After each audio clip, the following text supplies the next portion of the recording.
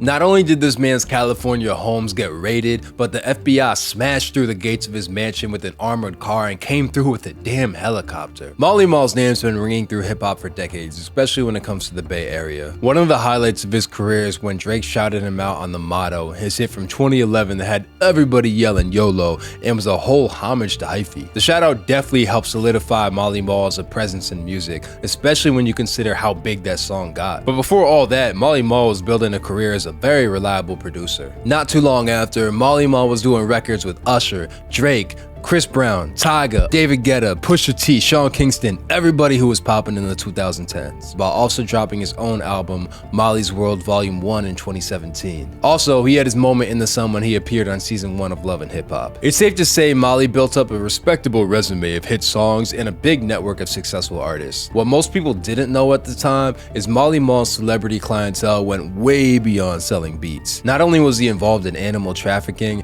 but his high-profile relationships were about to get him exposed in a big way. Among the people who knew him, Marley Marl had a reputation for collecting exotic animals and apparently kept everything from snakes to turtles to wild cats at his home. First things first, we might need to put just a little bit of blame on Justin Bieber. Justin set off some controversy when the German government confiscated his pet monkey at the airport. Instead of figuring out a way to get the money back, Justin just said it and left the monkey in Germany. But the monkey's name was OG Molly, named after the same man who gave the monkey to Justin as a birthday gift in the first place. The next time Marley Marl's name was connected to some animal trafficking involved another capuchin monkey being brought somewhere else it shouldn't be. Specifically, when Marley Marl decided to bring a primate called Lil Bubs to the Ace of Diamonds strip club. This launched a full investigation with the agency that you do not want to f with in LA.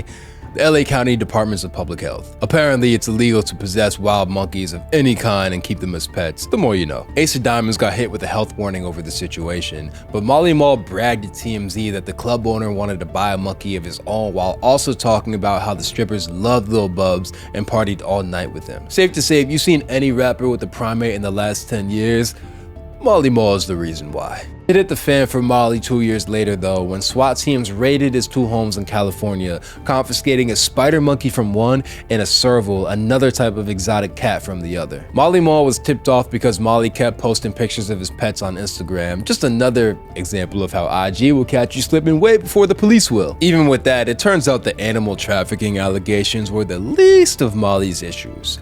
The cops were investigating him for shit that was a lot darker and way more up. And this time, it involves people. The raids on Molly's home started over allegations that he had tied to some Nevada escort services, which were actually fronts for real prostitution rings that sold women around America. Shit was so deep that the FBI was keeping tabs on Molly's operations for years. When the feds hit Molly's mansion, they used an armored car to knock down the gates and landed a helicopter inside of his lawn. When the feds show up with that much force, you know they have a slam dunk case. While Molly was flaunting his animal collection all over social media, he was secretly acting as a pimp, pressuring women to get tattoos of him, putting trackers in their vehicles, not letting them go to the gynecologist without getting his permission. He would charge anywhere from 1 to 10 racks for a woman to go on a date with a client, but would only pay those women a couple $100s while pocketing the rest. All in all, Molly had prostituted hundreds of women, some of who testified that he abused them as well. The evidence against Molly for running prostitution rings was so overwhelming that he ended up pleading guilty and getting the max sentence, effectively making him a convicted pimp. Since being sent to jail, Molly filed for bankruptcy. Without being able to traffic women to pay his expenses,